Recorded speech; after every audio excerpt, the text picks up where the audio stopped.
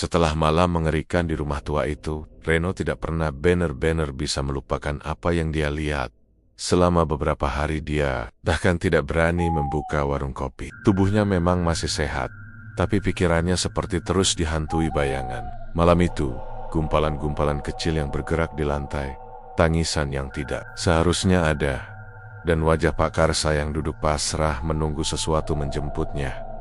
3 hari setelah kejadian itu, warga kampung mulai ramai membicarakan sesuatu yang aneh. Pak Karsa benar-benar menghilang. Rumahnya kosong, tidak ada pakaian, tidak ada barang berharga, bahkan tidak ada tanda kalau dia sempat kembali ke rumah. Setelah malam itu, seolah dia lenyap begitu saja dari dunia.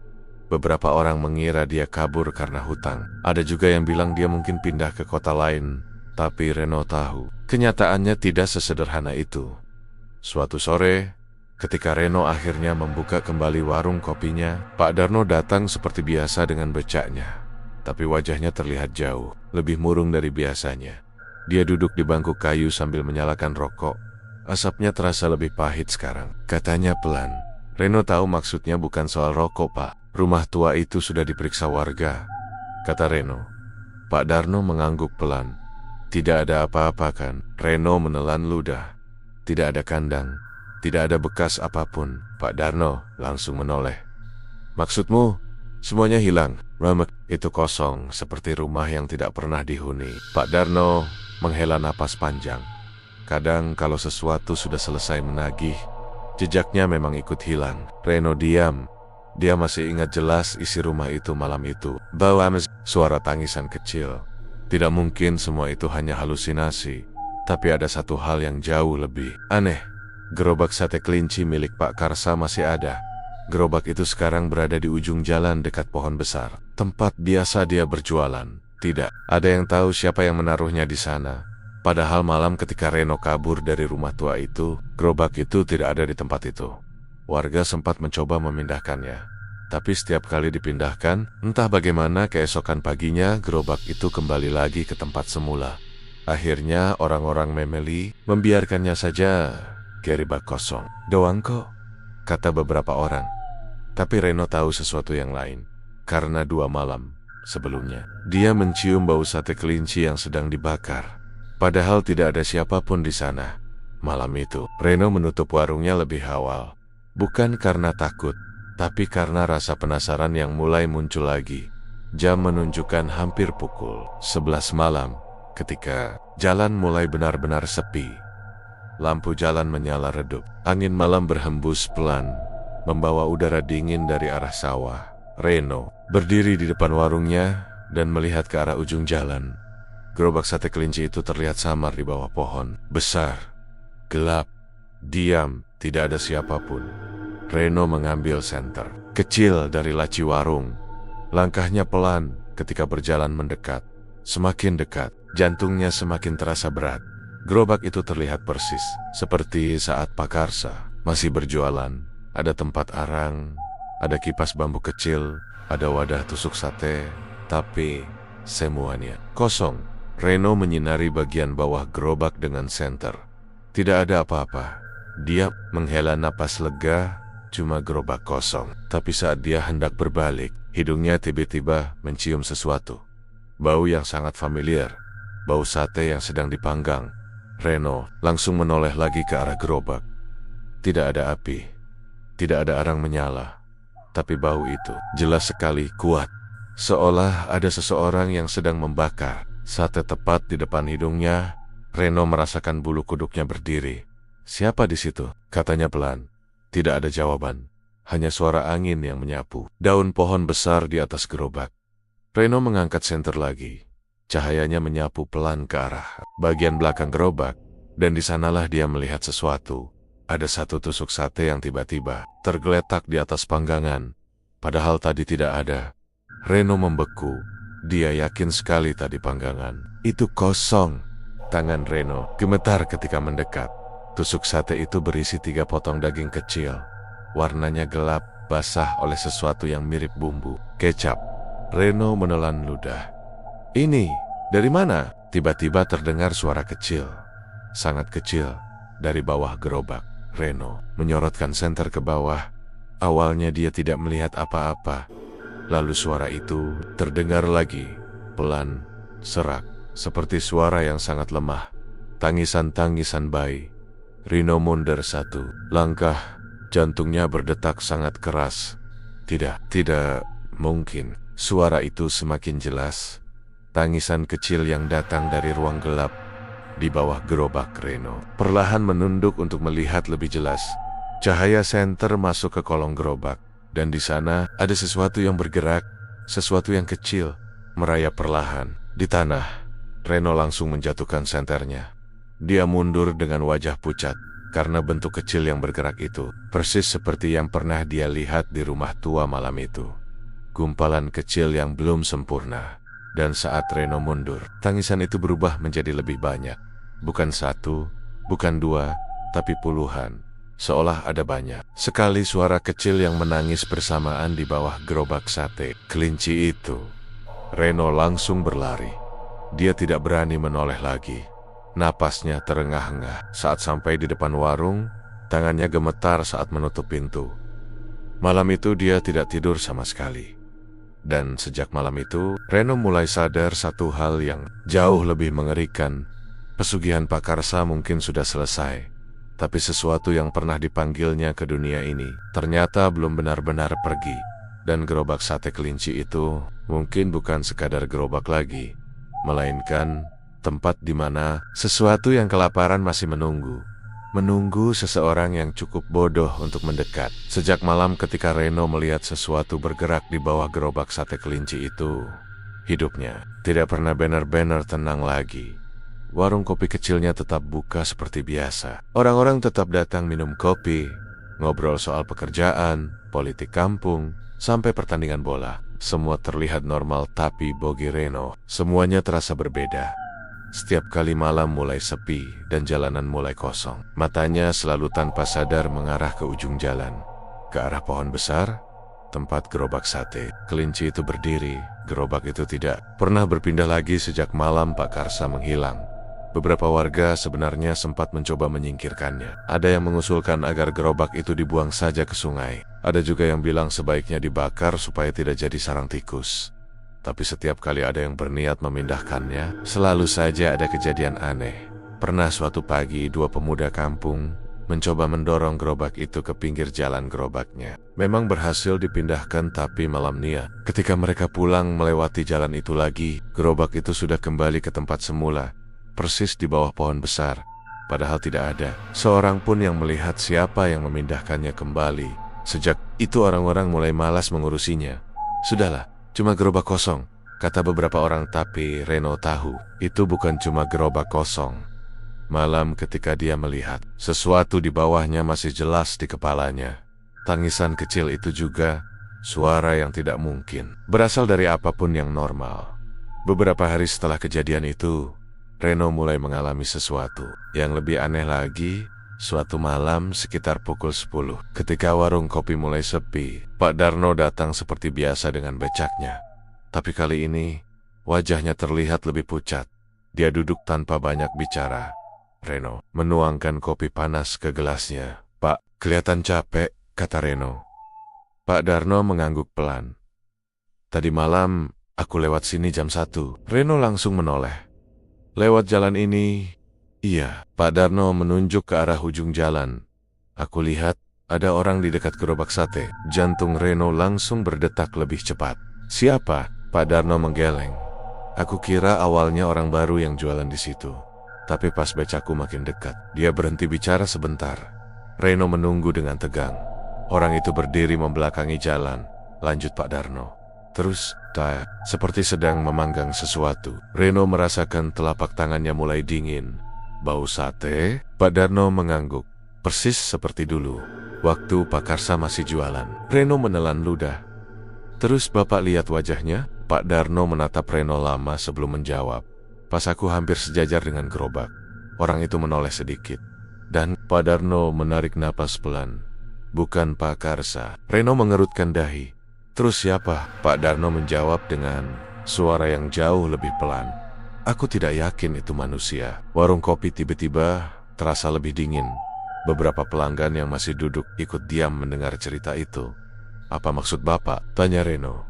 Pak Darno menggosok tangannya seperti orang yang kedinginan. Wajahnya seperti terlalu kecil. Reno tidak langsung mengerti. Pak Darno melanjutkan dengan suara gemetar.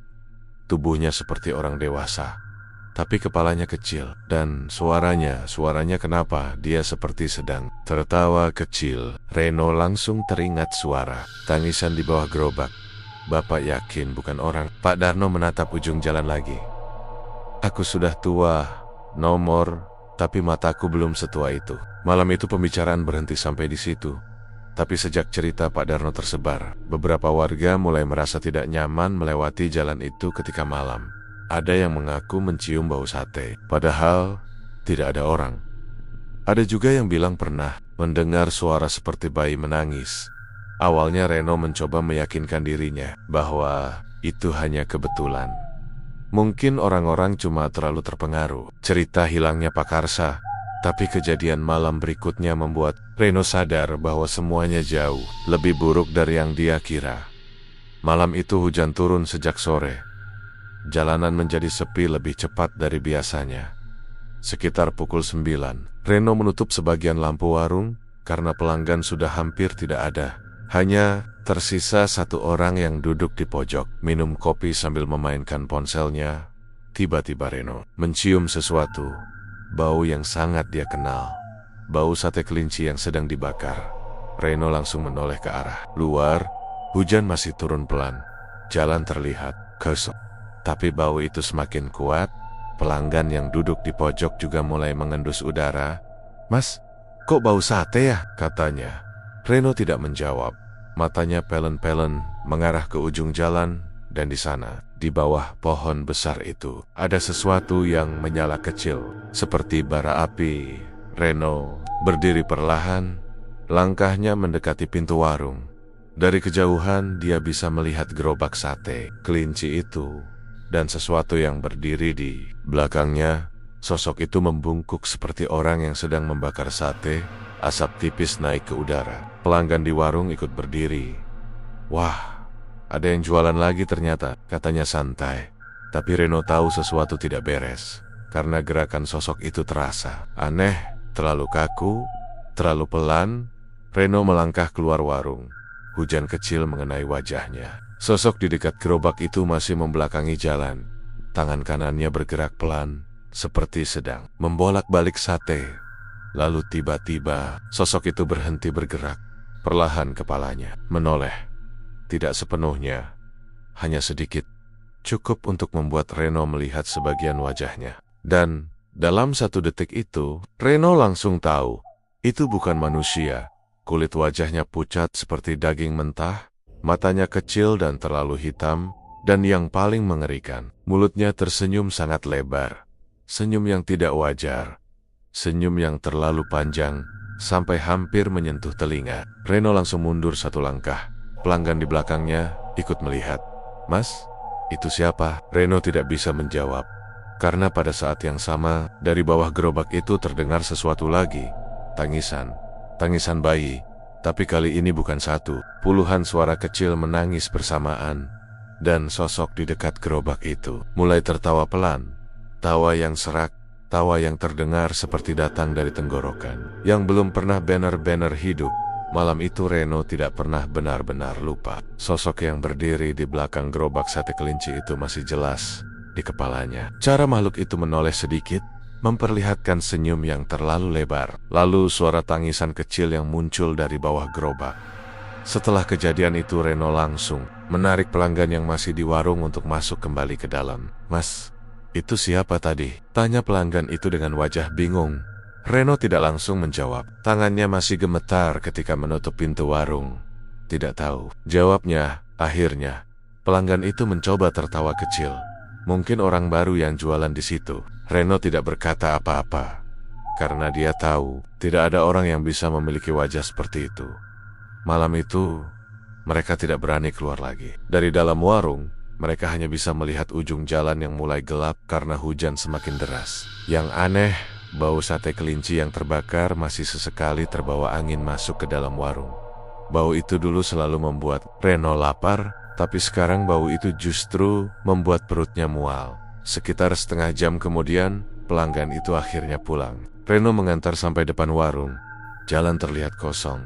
Tidak ada siapapun di dekat. Pohon besar, gerobak sate kelinci itu juga kembali terlihat. Seperti gerobak kosong. Tidak ada bara api, tidak ada asap.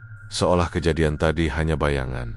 Tapi Reno tahu itu bukan bayangan. Karena ketika dia berjalan sedikit mendekat, tanah di sekitar gerobak masih terlihat basah oleh sesuatu yang hitam. Seperti sisa arang yang baru saja dipadamkan. Reno tidak berani mendekat lagi. Dia langsung kembali ke warung dan menutup pintu lebih cepat malam itu. Namun, kejadian aneh tidak berhenti sampai di situ. Malam berikutnya, sesuatu yang lebih aneh mulai terjadi di kampung.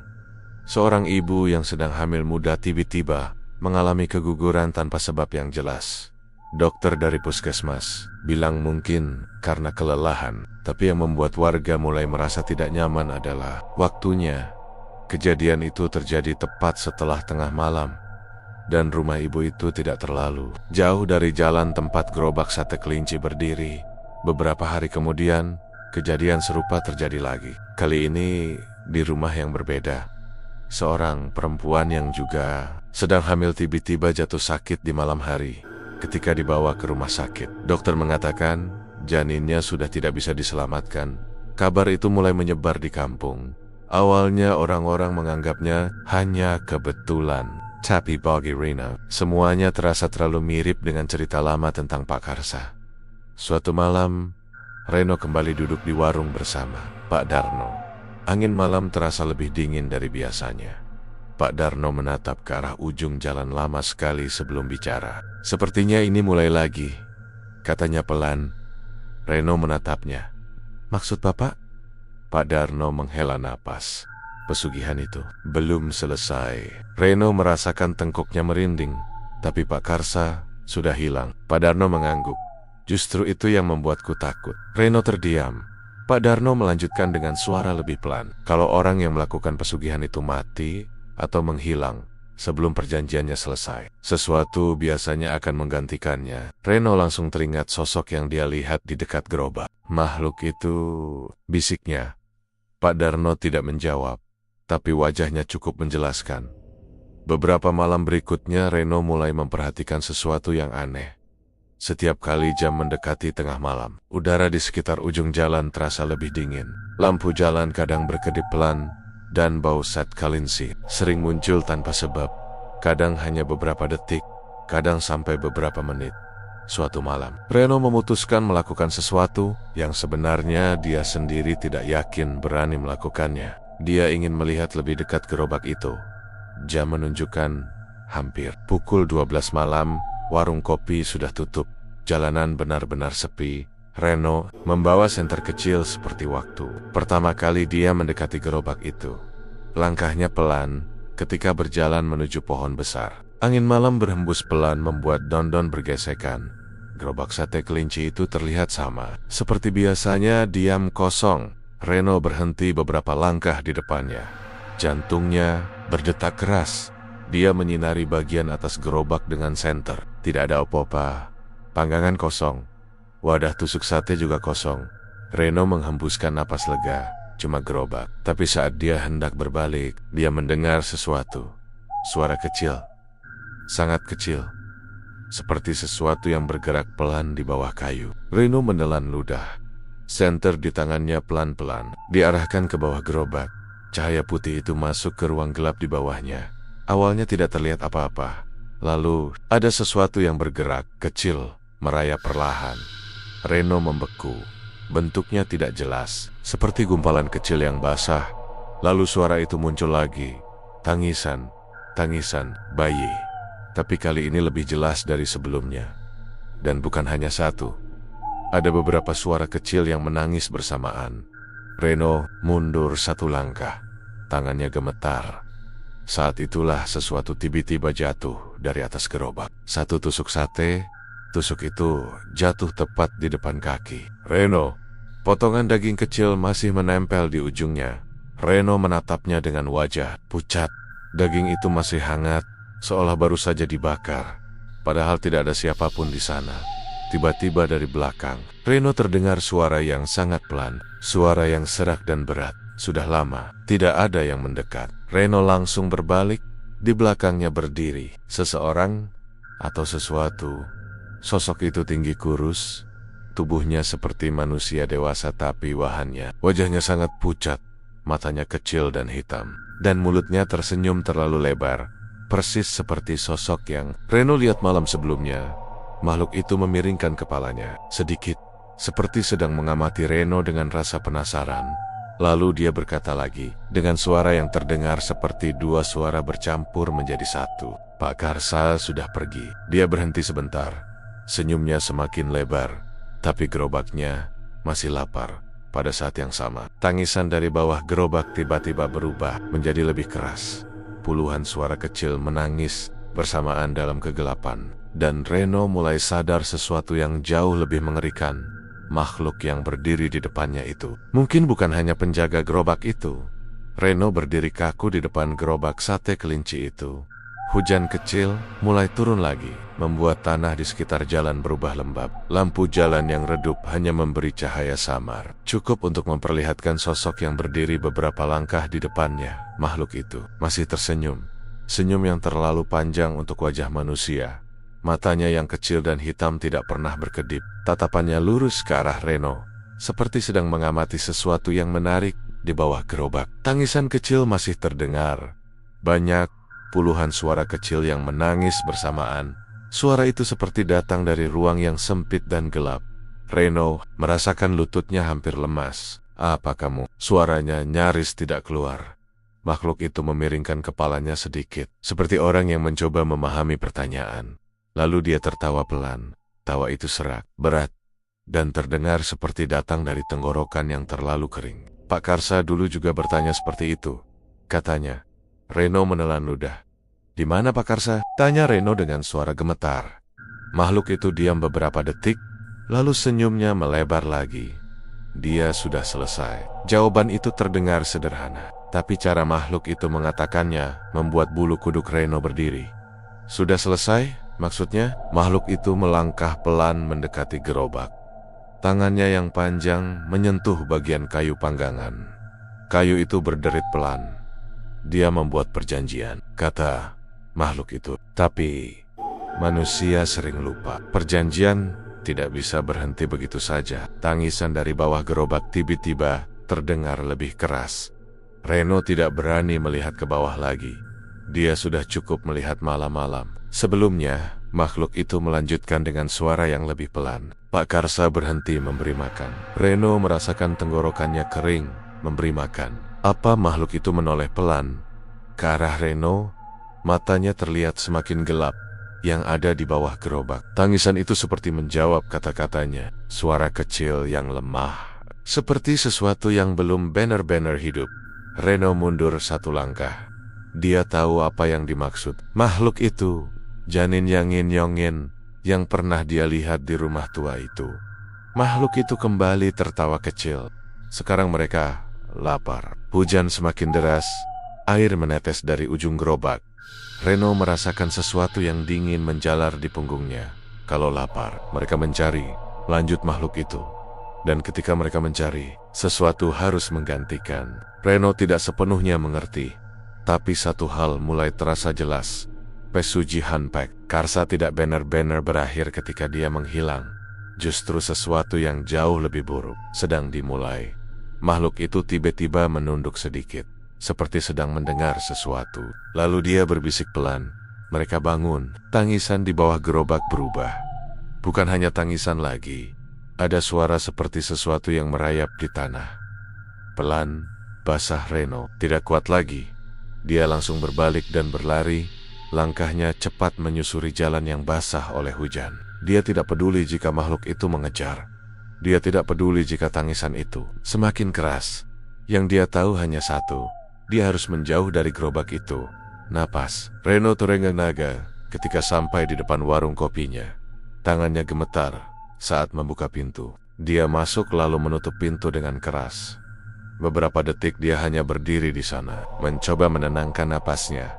Di luar, hujan terus turun, Reno perlahan berjalan ke jendela. Dia tidak ingin melihat ke arah gerobak lagi. Tapi rasa penasaran membuat matanya tanpa sadar melirik ke ujung jalan. Dan di sana, gerobak sate kelinci itu masih berdiri. Tapi sekarang, ada beberapa bayangan kecil di tanah di sekitarnya. Bayangan yang bergerak pelan, seperti sesuatu yang merayap keluar. Dari bawahnya Reno langsung menutup tirai jendela. Malam itu dia tidak tidur sama sekali. Keesokan paginya kabar buruk kembali datang. Seorang perempuan di kampung sebelah tiba-tiba mengalami keguguran. Ini sudah yang ketiga dalam 2 minggu. Warga mulai merasa ada yang tidak beres. Orang-orang mulai menghubungkan kejadian itu dengan cerita lama tentang Pak Karsa. Gerobak sate kelinci itu juga mulai menjadi bahan pembicaraan. Ada yang bilang pernah melihat asap dari panggangan gerobak tengah malam. Ada juga yang mengaku mencium bau sate saat melewati jalan itu. Pak Darno datang ke warung Reno pagi itu dengan wajah yang lebih serius dari biasanya. "Kamu lihat lagi tadi malam?" tanyanya pelan. Reno mengangguk. Dia menceritakan semuanya. Tentang makhluk itu, tentang tangisan di bawah gerobak, dan tentang bayangan kecil yang merayap di tanah. Pak Darno mendengarkan tanpa menyela. Setelah Reno selesai, tukang becak tua itu menarik napas panjang. "Aku takut ini bukan lagi pesugihan biasa," katanya. Reno menatapnya. "Maksud Bapak?" Pak Darno menatap ujung jalan dari dalam warung. Gerobak sate kelinci itu terlihat jelas di bawah pohon besar. Pesugihan itu dulu cuma perjanjian antara Pak Karsa dan sesuatu yang dia panggil. Dia berhenti sebentar, tapi sekarang yang dipanggil itu mungkin sudah tidak punya tuan lagi. Reno merasakan dingin di perutnya. "Jadi," Pak Darno menjawab dengan suara yang sangat pelan, "sekarang mereka bebas." Angin pagi tiba-tiba bertiup pelan melewati jalan. Gerobak sate kelinci itu terlihat diam, kosong, tidak ada apa-apa. Tapi Reno tahu sesuatu sedang menunggu di sana. Sesuatu yang lapar. Dan setiap malam, jumlahnya mungkin semakin banyak. Sejak percakapan dengan Pak Darno pagi itu, Reno merasa kampung mereka tidak lagi sama. Semua masih terlihat normal di siang hari. Anak-anak tetap bermain di jalan. Pedagang keliling masih lewat membawa dagangannya, dan suara motor lalu lalang seperti biasa. Tapi ada sesuatu yang terasa berbeda. Udara di sekitar jalan tempat gerobak sate kelinci berdiri terasa lebih dingin dari biasanya. Bahkan saat matahari sedang terik, beberapa orang mulai memilih jalan lain jika ingin pulang malam. Awalnya hanya karena cerita yang mulai menyebar, tapi lama-lama karena mereka benar-benar merasakan sesuatu yang tidak enak setiap kali melewati pohon besar itu. Gerobak sate kelinci masih berdiri di sana, diam seperti menunggu. Reno sendiri tidak pernah lagi mendekat. Sejak malam dia melihat makhluk yang tersenyum terlalu lebar itu. Tapi setiap malam, dari warung kopinya, dia masih bisa melihat ujung jalan itu dengan jelas. Dan hampir setiap malam, sesuatu selalu terjadi. Kadang lampu jalan di dekat gerobak tiba-tiba berkedip. Kadang bau sate kelinci muncul tiba-tiba, lalu hilang begitu saja. Dan beberapa kali, Reno melihat bayangan kecil bergerak di tanah sekitar gerobak. Bayangan yang terlalu kecil untuk menjadi manusia. Suatu malam sekitar pukul 11, Reno sedang membereskan jeles-keles di warung, ketika seorang pemuda bernama Rudy datang dengan motor. Rudy adalah anak kampung yang biasa pulang kerja larut malam dari pabrik di pinggir kota. Dia memarkir motor di depan warung. "Mas Reno, kopi 1," katanya santai. Reno menuangkan kopi seperti biasa. Rudy duduk sambil memainkan ponselnya. Di luar, jalan sudah mulai sepi.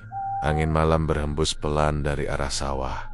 Rudy menyesap kopinya lalu berkata, "Aneh ya kampung sekarang." Reno menoleh.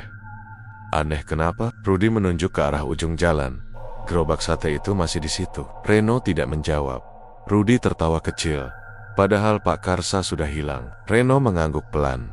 Beberapa detik mereka hanya diam. Lalu Rudy berdiri. "Ya sudah, aku pulang dulu." Dia berjalan ke motornya. Mesin motor dinyalakan. Reno berdiri di depan warung sambil melihat Rudy. Bersiap pulang, motor itu perlahan melaju ke arah jalan yang sama. Ke arah pohon besar, ke arah gerobak sate kelinci. Reno sebenarnya ingin memanggil. Rudy ingin bilang agar dia lewat jalan lain saja. Tapi entah kenapa, kata-kata itu tidak keluar. Motor Rudy semakin mendekat ke gerobak, Lampu motornya menerangi jalan yang gelap, dan ketika motor itu hampir sejajar dengan gerobak, mesin motor tiba-tiba mati. Reno langsung berdiri tegak. Rudy terlihat kebingungan. Dia mencoba menyalakan motor lagi. Mesin hanya berbunyi. Sebentar lalu mati lagi. Rudy turun dari motor. Dia memeriksa sesuatu di dekat mesin. Reno memperhatikan dari kejauhan. Lampu jalan di atas gerobak mulai berkedip pelan. Sekali, dua kali. Lalu redup. Rudy terlihat tidak terlalu peduli. Dia hanya mencoba menyalakan motor lagi, tapi saat itulah Reno melihat sesuatu bergerak di tanah dekat roda. Motor, bayangan kecil, merayap pelan. 1, lalu 2, lalu semakin banyak. Reno merasakan napasnya tertahan. Rudy, bisiknya pelan, tapi jaraknya terlalu jauh. Rudy masih sibuk dengan motornya. Lampu jalan tiba-tiba padam. Sekarang satu-satunya cahaya hanya dari lampu motor yang masih menyala redup. Dan dalam cahaya itulah Reno melihatnya dengan jelas. Beberapa bentuk kecil merayap keluar dari bawah gerobak. Bentuk yang tidak sempurna, basah, seperti sesuatu yang belum seharusnya berada di dunia. Mereka bergerak pelan menuju kaki Rudy. Reno hampir berteriak, tapi suaranya seperti tertahan di tenggorokan. Rudy akhirnya berhasil menyalakan motor. Mesin menyala. Dia langsung duduk kembali di atas motor. Tapi sebelum dia sempat menarik gas, sesuatu menarik ujung celananya. Rudy menoleh ke bawah. Reno tidak bisa melihat wajahnya dengan jelas dari jauh. Tapi dia melihat tubuh Rudy tiba-tiba kaku. Motor itu jatuh ke samping. Lampunya tetap menyala, menerangi tanah di sekitar gerobak. Dan dalam cahaya itu, Reno melihat sesuatu yang membuat tubuhnya dingin. Puluhan makhluk kecil sudah mengelilingi kaki Rudy. Mereka merayap naik perlahan. Rudy mencoba berdiri. Dia menendang sesuatu di tanah. Tapi makhluk-makhluk itu terlalu banyak. Tiba-tiba dari belakang gerobak muncul sosok tinggi kurus itu lagi. Makhluk yang sama yang pernah Reno lihat. Makhluk dengan senyum terlalu lebar. Dia berdiri diam menonton, seperti seseorang yang sedang menikmati pertunjukan. Rudy berteriak. Suara itu terdengar sampai ke warung Reno. Jeritan yang penuh ketakutan. Reno langsung berlari keluar. Tapi langkahnya terhenti ketika makhluk tinggi itu menoleh ke arahnya. Senyumnya semakin lebar. Dan dengan suara yang berat dia berkata pelan, "Mereka lapar." Tangisan kecil tiba-tiba memenuhi udara. Puluhan suara kecil menangis bersamaan. Rudy masih berteriak, tapi suaranya semakin lemah. Tubuhnya jatuh ke tanah. Makhluk-makhluk kecil itu sekarang menutupi sebagian tubuhnya. Reno tidak kuat melihatnya lagi. Dia mundur perlahan, kembali ke warung. Tangannya gemetar. Beberapa menit kemudian, semua suara tiba-tiba berhenti.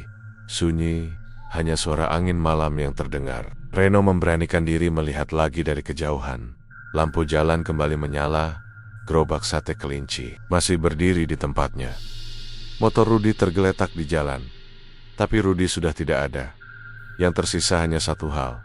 Di atas panggangan gerobak, kini ada beberapa tusuk sate baru yang masih mengeluarkan asap tipis. Malam setelah Rudy menghilang menjadi malam yang paling panjang bagi Reno. Dia tidak tidur sama sekali. Setelah melihat sendiri kejadian di dekat gerobak sate kelinci itu, Reno hanya duduk di dalam warungnya sambil menatap pintu yang tertutup rapat. Lampu warung sengaja dimatikan, hanya menyisakan satu lampu kecil di dekat meja kasir. Tangannya masih gemetar setiap kali dia mengingat apa yang dilihatnya. Puluhan makhluk kecil merayap dari bawah gerobak. Tangisan yang memenuhi udara.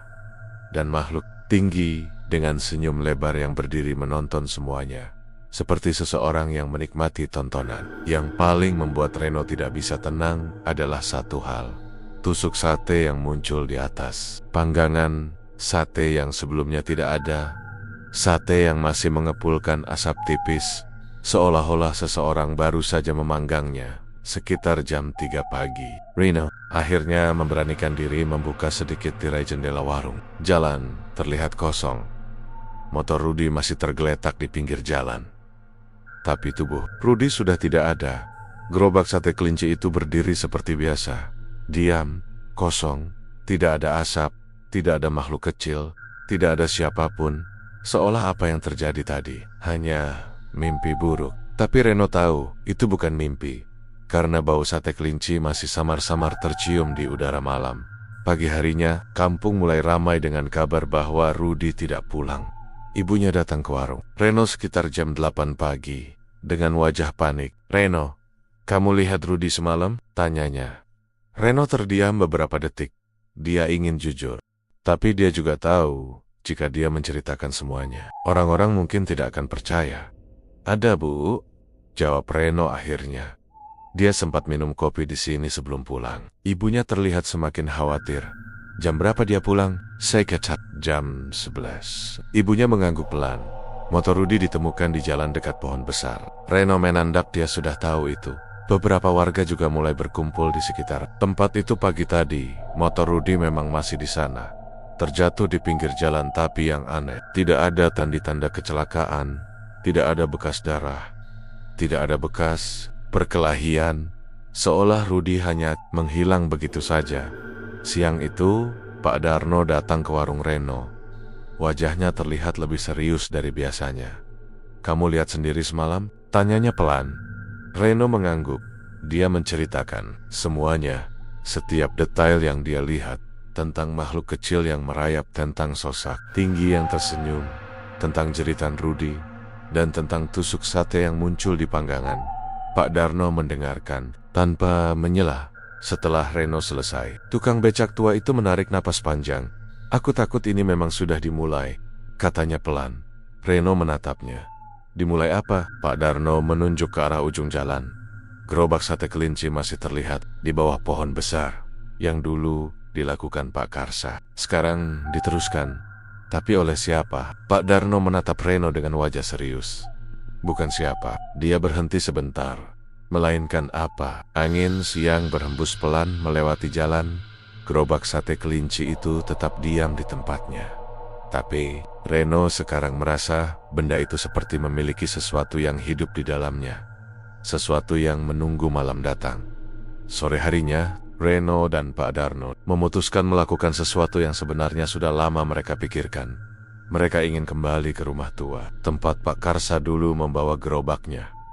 Rumah yang pertama kali membuat Reno menemukan kendeng-kendeng kecil itu. Rumah yang mungkin menyimpan jawaban tentang semua kejadian ini. Rumah itu berada sedikit jauh dari jalan utama, di ujung jalan tanah yang jarang dilewati. Orang, rumput di sekitarnya sudah mulai tinggi. Ketika mereka sampai di sana, pintu rumah terlihat setengah terbuka. Reno merasakan perasaan tidak enak di dadanya.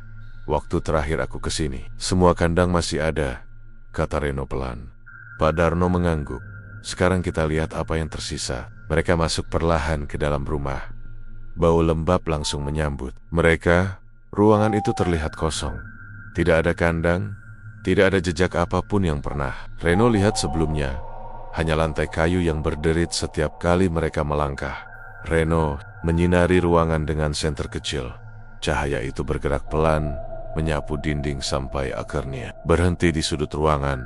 Ada sesuatu di lantai, seperti bekas goresan panjang. Reno mendekot bekas itu terlihat seperti sesuatu yang pernah diseret di lantai bonyak sekoli, seolah ada puluhan benda kecil yang pernah bergerak keluar dari ruangan itu. Pak Darno menunduk memeriksanya. Wajahnya langsung berubah pucat. "Mereka keluar dari sini," katanya pelan. Reno merasakan tenggorokannya kering. "Mereka yang di bawah gerobak itu?" Pak Darno tidak langsung menjawab. Dia hanya menunjuk ke arah satu benda kecil di sudut ruangan. Reno menyorotkan senter ke sana. Ada sesuatu yang tergeletak di lantai, sebuah buku tua dengan sampul hitam. Reno mengambilnya perlahan. Halaman-halaman buku itu terlihat kusam dan penuh tulisan tangan. Tulisan Pak Karsa. Reno membuka halaman pertama. Di sana ada kalimat yang membuat napasnya berhenti sejenak. "Jika kau membaca ini, berarti mereka sudah bebas." Reno dan Pak Darno saling menatap. Reno melanjutkan membaca. Isi buku itu ternyata catatan Pak Karsa tentang pesugihan yang dia lakukan, tentang perjanjian yang dia buat, dan tentang sesuatu yang jauh lebih mengerikan. Pesugihan itu ternyata bukan hanya meminta janin. Pesugihan itu menciptakan sesuatu yang disebut dalam tulisan itu sebagai anak-anak yang tidak lahir, makhluk yang tidak pernah menjadi manusia, makhluk yang hidup di antara dunia Dan selama mereka diberi makan, mereka akan memberikan keberuntungan kepada orang yang memelihara mereka. Tapi jika mereka dibiarkan lapar, mereka akan mencari makan sendiri. Dan saat itulah, tidak ada lagi yang bisa menghentikan mereka. Reno menutup buku itu dengan tangan gemetar. Sekarang semuanya mulai masuk akal. Gerobak sate kelinci itu bukan sekadar tempat jualan. Itu adalah tempat di mana makhluk-makhluk itu diberi makan. Dan sekarang, tidak ada lagi yang memberi mereka makan. Reno masih memegang buku tua milik Pak Karsa dengan tangan yang gemetar. Tulisan tangan di halaman terakhir terlihat semakin tidak rapi, seolah ditulis dalam keadaan panik. Pak Darno berdiri di sampingnya sambil membaca perlahan. Di halaman itu tertulis kalimat yang membuat udara di dalam rumah tua itu terasa semakin dingin. Jika mereka lapar terlalu lama, mereka akan mencari tubuh yang bisa menggantikan perjanjian. Reno menelan ludah. Apa maksudnya menggantikan? Tanya Reno pelan. Pak Darno tidak langsung menjawab. Dia terus membaca sampai ke bagian paling bawah halaman. Lalu wajahnya berubah pucat. Pak Karsa mencoba menghentikan pesugihan itu, kata Pak Darno. Dia berhenti memberi makan mereka. Reno sudah menduga itu, tapi sepertinya sudah terlambat. Lanjut Pak Darno. Makhluk yang menjaga mereka tidak membiarkan perjanjian itu selesai begitu saja. Reno langsung teringat sosok tinggi kurus dengan senyum yang terlalu lebar itu. Makhluk yang berdiri di dekat gerobak malam ketika Rudy menghilang. Reno membuka halaman terakhir buku itu. Di sana ada satu kalimat lagi. Tulisan itu jauh lebih besar dari tulisan sebelumnya. Seolah Pak Karsa menulisnya dengan tangan yang gemetar. Jika aku gagal, mereka akan mengambil orang pertama yang lewat. Reno langsung teringat jeritan Rudy. Pak Darno menghela napas panjang. Kita sudah terlambat satu korban. Angin sore masuk dari pintu rumah yang terbuka. Ramatuatu tiba-tiba terasa semakin gelap walaupun matahari masih ada di luar. Reno menutup buku itu. Kita harus menghentikan ini, katanya. Pak Darno menatapnya lama. Tidak semudah itu. Kenapa? Pak Darno menunjuk ke arah jalan kampung yang jauh di depan sana. Karena sekarang mereka sudah punya tempat baru. Reno langsung mengerti. Gerobak sate kelinci, Tempote, sekarang menjadi sarang meklok-meklok kecil itu. Malam mulai turun ketika Reno dan Pak Darno kembali ke warung. Langit terlihat lebih gelap dari biasanya. Angin malam terasa lebih dingin. Beberapa warga terlihat berkumpul di dekat rumah Rudy. Ibunya masih menangis sejak pagi. Polisi dari kota sempat datang siang tadi, tapi mereka tidak menemukan apapun. Selain motor Rudy yang terjatuh di jalan, tidak ada jejak lain. Seolah Rudy menghilang ke udara. Reno berdiri di depan warung sambil melihat ujung jalan. Gerobak sate kelinci masih di sana, diam seperti biasa. Tapi Reno sekarang tahu sesuatu, sedang menunggu di bawahnya. Pak Darno berdiri di samping Reno. Kita tidak bisa membiarkan ini terus terjadi, kata Reno. Pak Darno mengangguk pelan. Tapi kita juga tidak bisa mendekat sembarangan. Kenapa? Pak Darno menatap Reno serius. Makhluk yang menjaga mereka bukan makhluk biasa. Reno mengingat senyum makhluk itu. Senyum yang terlihat seperti wajah manusia yang dipaksa terlalu lebar. Malam ini mereka pasti muncul lagi, kata Pak Darno. Reno menarik napas panjang. Kalau begitu kita hadapi malam ini. Sekitar jam 11 malam, kampung sudah sangat sepi. Orang-orang memilih menutup pintu rumah lebih cepat sejak Rudy menghilang. Lampu warung Reno sengaja dimatikan. Reno dan Pak Darno berdiri di balik tirai jendela sambil mengawasi ujung jalan. Angin malam bertiup pelan. Gerobak sate kelinci terlihat seperti bayangan hitam di bawah pohon besar. Jam terus berjalan. 11.30, 11.45. Lalu tepat ketika jarum jam mendekati 12, lampu jalan di dekat gerobak mulai berkedip. Sekali, dua kali. Lalu, bau sate kelinci mulai tercium lagi. Pelan, tapi semakin lama semakin kuat. Reno menggenggam pinggir jendela. Mulai, bisiknya. Asap tipis mulai naik dari panggangan gerobak. Padahal, tidak ada api yang terlihat. Beberapa detik kemudian, sosok tinggi kurus itu muncul dari belakang gerobak. Makhluk dengan senyum lebar itu kembali berdiri di sana. Seperti biasa, dia menoleh perlahan ke arah jalan. Matanya yang hitam terlihat kosong. Lalu dia mulai tertawa kecil. Tawa serak yang sama seperti sebelumnya. Dari bawah gerobak mulai terdengar tangisan kecil. 1, lalu 2, lalu puluhan. Reno merasakan tubuhnya merinding. Tanah di sekitar gerobak mulai bergerak. Bentuk-bentuk kecil merayap keluar dari bawahnya. Makhluk kecil yang belum sempurna itu bergerak pelan di tanah basah. Jumlahnya jauh lebih banyak dari yang pernah Reno lihat sebelumnya. Puluhan, mungkin lebih. Makhluk tinggi itu berdiri di tengah mereka seperti seorang penjaga. Kemudian dia berbicara dengan suara berat. Malam ini mereka makan lagi. Reno langsung membuka pintu warung. Pak Darno menahan lengannya. Kamu mau apa? Kita tidak bisa diam saja. Reno menunjuk ke arah gerobak. Kalau kita biarkan, besok akan ada orang lain yang hilang. Pak Darno tahu Reno benar. Mereka berdua akhirnya berjalan pelan menuju ujung jalan. Langkah mereka terasa berat. Semakin dekat mereka ke gerobak, bau sate kelinci semakin kuat. Makhluk kecil di tanah terlihat seperti bayangan yang bergerak di cahaya lampu jalan. Makhluk tinggi itu menoleh ke arah mereka. Senyumnya semakin lebar. Akhirnya, ada yang datang, katanya pelan. Tangisan makhluk kecil langsung menjadi lebih keras. Reno berhenti beberapa langkah dari gerobak. Apa yang kamu inginkan? Tanya Reno. Makhluk itu tertawa. Aku tidak ingin apa-apa. Dia menunjuk ke makhluk-makhluk kecil di tanah. Mereka yang lapar. Reno menggenggam buku milik Pak Karsa yang dia bawa dari rumah tua tadi. Kami tahu tentang perjanjian itu. Makhluk itu memiringkan kepala. Dan perjanjian itu dibuat oleh Pak Karsa, bukan oleh kami. Makhluk itu tersenyum lebih lebar lagi. Benar, jadi kenapa mereka harus makan manusia lagi? Makhluk itu menatap Reno dengan mata hitamnya. Karena mereka sudah lahir. Tangisan kecil kembali terdengar. Makhluk kecil di tanah mulai bergerak. Mendekat, Reno mundur satu langkah. Makhluk tinggi itu berkata pelan, setiap perjanjian butuh pengganti. Reno mengerti maksudnya. Makhluk itu sedang mencari orang yang akan menggantikan. Pak Karsa, Pak Darno tiba-tiba melangkah maju. Kalau gerobaknya dihancurkan, apakah mereka akan pergi? Tanya Pak Darno. Makhluk itu tertawa lebih keras. Gerobak, itu hanya rumah. Dia menunjuk ke tanah. Mereka sudah keluar. Reno menatap panggangan gerobak. Tusuk-tusuk sate baru mulai muncul di atasnya.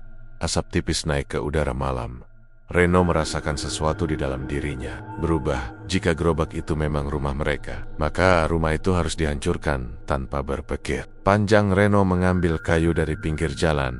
Dia berlari ke arah gerobak. Makhluk tinggi itu langsung menyeringai. Makhluk kecil di tanah mulai merayap lebih cepat. Pak Darno berteriak, Reno jangan! Tapi Reno sudah mengangkat kayu itu. Tinggi-tinggi, dia menghantamkannya ke panggangan gerobak. Kayu itu patah dengan suara keras. Gerobak itu berguncang. Tangisan makhluk kecil langsung berubah menjadi jeritan. Makhluk tinggi itu berteriak marah. Suaranya sekarang terdengar seperti puluhan suara bercampur menjadi satu. Berhenti! Reno tidak peduli. Dia menendang bagian roda gerobak. Gerobak itu terbalik. Panggangan jatuh ke tanah. Tusuk-tusuk sate berserakan. Tiba-tiba tanah di sekitar gerobak bergerak hebat. Makhluk kecil mulai menjerit lebih keras. Tubuh mereka seperti mencair. Perlahan, makhluk tinggi itu menjerit marah. Tubuhnya mulai retak, seperti kayu yang kering. Reno mundur sambil terengah-engah. Gerobak sate kelinci itu perlahan terbakar oleh bara yang jatuh dari panggangan. Api kecil mulai menyala. Tangisan makhluk kecil berubah menjadi suara yang semakin lemah. Satu persatu mereka menghilang di tanah. Makhluk tinggi itu menatap Reno dengan wajah penuh kebencian. Senyumnya sekarang berubah menjadi bentuk yang aneh. Ini belum selesai. Tubuhnya retak semakin banyak. Lalu dalam beberapa detik, makhluk itu hancur menjadi debu hitam yang terbawa angin malam. Api di gerobak perlahan membesar. Reno dan Pak Darno hanya berdiri menonton sampai gerobak itu akhirnya menjadi arang. Malam itu tangisan kecil akhirnya berhenti. Untuk pertama kalinya sejak lama, jalan di kampung itu kembali sunyi. Beberapa hari kemudian, kehidupan mulai kembali normal. Tidak ada lagi bau sate kelinci di malam hari. Tidak ada lagi tangisan kecil. Gerobak sate kelinci itu juga tidak pernah muncul lagi. Tapi sampai sekarang Reno masih ingat satu hal yang membuatnya tidak pernah benar-benar tenang. Pada malam terakhir, ketika api mulai membakar gerobak itu, dia sempat melihat sesuatu di dalam panggangan. Sesuatu yang sangat kecil. Sebuah tangan kecil yang hangus, seperti tangan bayi. Dan sebelum api benar-benar menutup semuanya, Reno yakin dia sempat mendengar satu tangisan kecil terakhir. Tangisan yang sangat pelan, seolah sesuatu masih hidup di dalam bara yang terbakar.